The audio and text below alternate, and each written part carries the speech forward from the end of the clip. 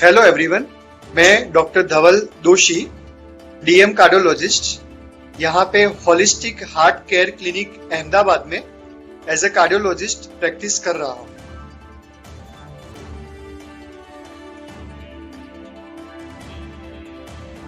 Actually basically heart failure को समझने के लिए पहले हमें हार्ट के फंक्शन को समझना पड़ेगा। एक हार्ट जो होता है वो एक मसल है, मतलब हमारे स्नायु एक तरह से। तो उसकी दो प्रॉपर्टी होती है, कॉन्ट्रैक्शन मतलब संकुचित होना और रिलैक्सेशन मतलब डायलेट होना। हमारे पूरे बॉडी का क्या मैकेनिज्म होता है कि जो भी इम्प्योर ब्लड होता है पहले राइट साइड के हार्ट में आता है, वहां से पास होके लंग्स में जाता है, फेफड़ों में। हार्ट के बाजू में दो लंग्स होते हैं, तो लंग्स उसको ऑक्सीजन देता है और पूरा ब्लड वहां पे प्यूरिफाइड हो जाता है, फिल्टर हो जाता है, और वो फिल्टर ब्लड फिर लेफ्ट साइड के मेन हार्ट में आता है। तो जब वो ब्लड आता है तब हार्ट रिलैक्स होता है, उसको हम डायस्टोल प्रॉपर्टी बोलते हैं। और जब हार्ट पे ब्लड आ गया, अंदर आ गया मेन वेंट्रिकल में, जो क्षेपक बोलते हैं, फिर वो वेंट्रिकल कॉन्ट्रैक्ट होगा, मतलब जो मसल होंगे वो संकुचित होंगे और फिर जोर से धक्का लगा देगा हार्ट ब्लड को, और वो ब्लड फिर पूरे बॉडी में सर्कुलेट होता है। तो जो हमारे पूरे बॉडी की जो डिमांड होती है ब्लड की, वो ये हार्ट के माध्यम से पूर्ण होती है। तो इसको बोलते हैं पंपिंग मैकेनिज्म। तो जब हार्ट का ये पंपिंग मैकेनिज्म कमजोर होता है, या तो उसका रिलैक्सेशन प्रॉपर्टी, डायस्टोलिक प्रॉपर्टी बराबर ठीक से नहीं हो पाती है because of the muscle weakness, तो उसको हम हार्ट फेलियर बोलते हैं। मतलब कि बॉडी की जो डिमांड है ब्लड की वो पूरी नहीं हो पाती है because of the heart pump नहीं कर पाता है, या तो जो ब्लड आना चाहिए वो आ नहीं पाता है क्योंकि हार्ट रिलैक्स नहीं हो पाता। तो इसको हम हार्ट फेलियर बोलते हैं। इंडिया में देखा जाए तो आज 1 to 2% पेशेंट हार्ट फेलियर से पीड़ित है।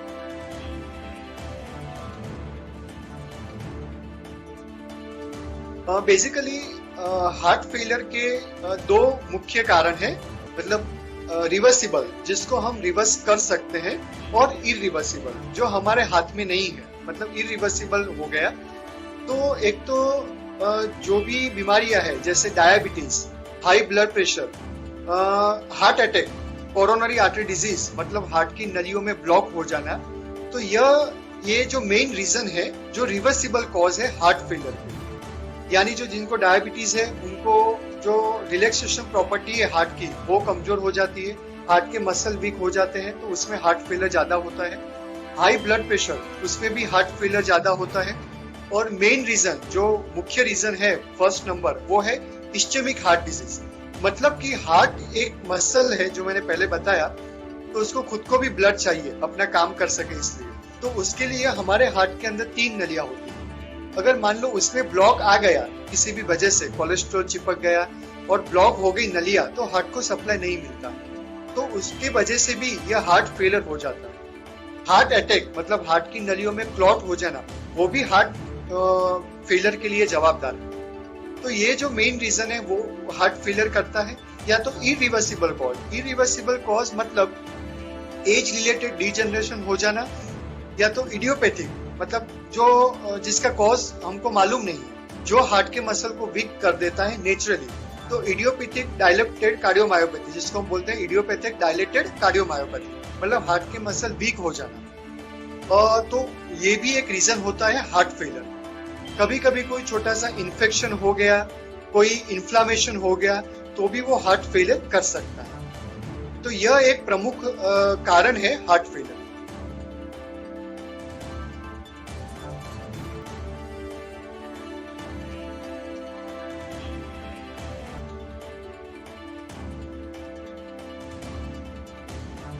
तो फर्स्ट ऑफ ऑल हमें तो हार्ट फेलियर के क्या लक्षण है वो पहले पेशेंट को समझना चाहिए।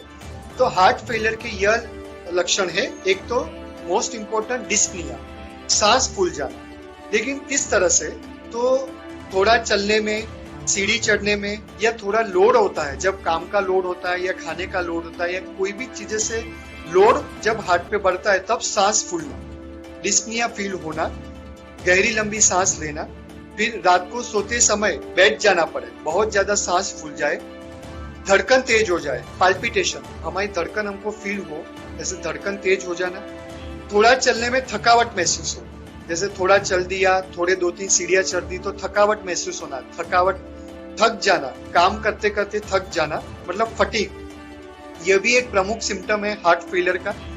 स्टेज वाइज हार्ट फेलियर के सिम्टम होते हैं, जैसे स्टेज 1 है वो ज्यादा काम करने पे, स्टेज 2 है वो थोड़ा काम करने में, स्टेज 3 है वो ऐसे और थोड़ा काम करने में, और स्टेज 4 यानी बैठे बैठे सांस फूल जाना, सोते सोते सांस फूल जाना।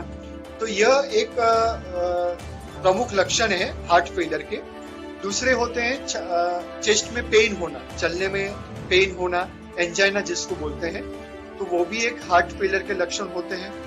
फिर पूरे बॉडी में पानी भर जाना, मतलब पैरों में सूजन आ जाना, पेट एब्डोमेन मतलब पेट फूल जाना, क्योंकि हार्ट अगर पूरा अच्छी तरह से ब्लड पंप नहीं कर पाता तो वो पूरा ब्लड पूरे बॉडी में जमा हो जाता है पूरे पानी के स्वरूप में, तो वो भी पूरा बढ़ जाता है पानी पूरे बॉडी में, इडीमा जिसको बोलते हैं, तो वो भी एक हार्ट फेलियर के, वेट गेन वो भी एक हार्ट फेलियर के लक्षण होते हैं। तो पहले तो हमें ये जानना चाहिए कि हार्ट फेलियर के क्या लक्षण है पेशेंट में। फिर अभी क्या करना चाहिए जब हार्ट फेलियर के लक्षण हमें मालूम दिए, तो सबसे पहले डॉक्टर का कांटेक्ट करना चाहिए।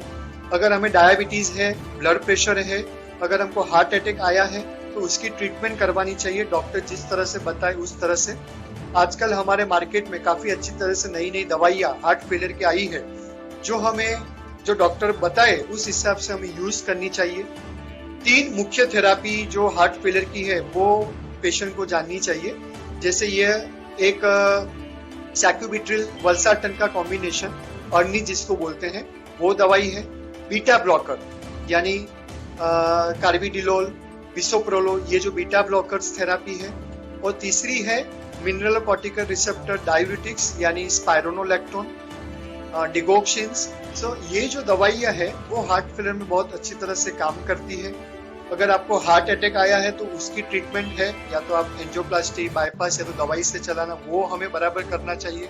डायबिटीज, शुगर को कंट्रोल में रखना चाहिए, हाई ब्लड प्रेशर को कंट्रोल में रखना चाहिए, कोलेस्ट्रॉल को कंट्रोल में रखना चाहिए। तो यह जो मेन थेरापी है, और आगे जाके पेस मेकर है, हार्ट ट्रांसप्लांट है, ये भी काफी अच्छे अच्छे ऑप्शन है जो पेशेंट को डॉक्टर बताए उस हिसाब से फॉलो करने चाहिए। तो हम हार्ट फेलियर को अच्छी तरह से मैनेज कर सकते हैं और रोक भी सकते हैं।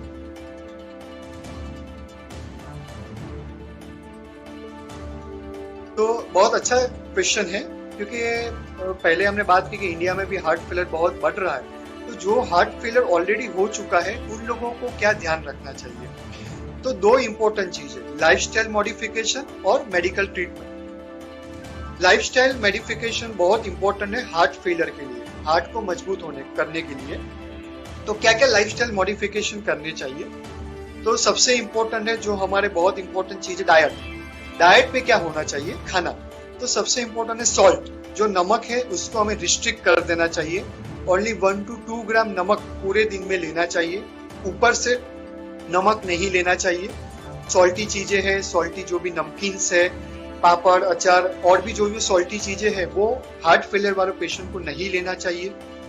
पानी की मात्रा, मतलब पूरा लिक्विड, जिनको जो एक्यूट हार्ट फेलियर में है, जिनको सूजन है ऑलरेडी, उनको पानी की मात्रा, मतलब सारा लिक्विड आ गया, जो भी दूध, चाय, कॉफी, पानी, जूस, दाल, जो भी लिक्विड है, वो हमें 1 से 1.5 लीटर के अंदर ही रखना चाहिए पेशेंट को, वो एक ध्यान रखना चाहिए। लोड वाली चीजें नहीं करनी चाहिए जिसमें ज्यादा लोड पड़े। जैसे हमने कहा, कभी बहुत बार देखा है पेशेंट को, हार्ट फेलियर वालों को, जब वो यूरिन करने जाते हैं, लेटरिन करने जाते हैं, नहाने जाते हैं, तो बहुत जोर करते हैं, तो उसमें कभी भी हार्ट बंद होने की संभावना रहती है, हार्ट और फेल होने की संभावना रहती है। तो वो उसमें हमें ध्यान देना चाहिए। ज्यादा सीढ़ी चढ़ना, ज्यादा लोड लेना, ज्यादा हैवी चीजें करना, हैवी काम करना, वो पेशेंट को नहीं करना चाहिए। जो सिंपल लाइट एक्सरसाइज है, जो डॉक्टर बताएंगे आपको, उस हिसाब से करनी चाहिए। Deep breathing exercise, yoga and meditation, they are the very important thing. Harvard University और काफी American College of Cardiology, American Research Society, European Society of Cardiology ने भी यह पुरवार किया है साइंटिफिकली कि अगर आप 15 मिनट से 20 मिनट तक भी डीप ब्रीदिंग, शवासन जिसको हम डीप रिलैक्सेशन बोलते हैं, डीप ब्रीदिंग, शवासन या योगा करो, मेडिटेशन करो, तो भी आप हार्ट फेलियर को 50% कम कर सकते हैं। तो यह एक चीजें ध्यान रखनी चाहिए। जिनको स्मोकिंग, अल्कोहल और टोबैको की एडिक्शन है वो कम करना चाहिए, कम नहीं बिल्कुल छोड़ देना चाहिए, तो भी आप हार्ट फेलियर को कम कर सकते हैं। तो ये हो गया लाइफस्टाइल मॉडिफिकेशन। दूसरा है मेडिकल थेरापी। जो भी डॉक्टर आपको बताए, जो भी ट्रीटमेंट बताए, वो आपके मतलब वो पेशेंट को रेगुलर लेना चाहिए, आपको लेना चाहिए। दवाइयाँ बंद नहीं करनी चाहिए। अगर आपको कोई भी तकलीफ हो तो डॉक्टर के साथ डिस्कस करके फिर उसका आगे का मैनेजमेंट करना चाहिए। तो यही है कि हमारा अगर हार्ट स्ट्रांग होगा तो हमारी पूरी लाइफ स्ट्रांग होगी। तो हम ये बोलते हैं keep your heart young for ever, मतलब आप अपने जो हार्ट है उसको फॉर एवर यंग रखो। तो उसके लिए वही चीज है, prevention is better than cure.